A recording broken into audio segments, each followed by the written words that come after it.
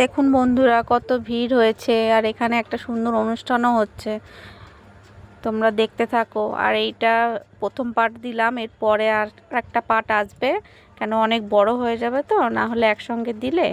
তোমরা দেখতে থাকো।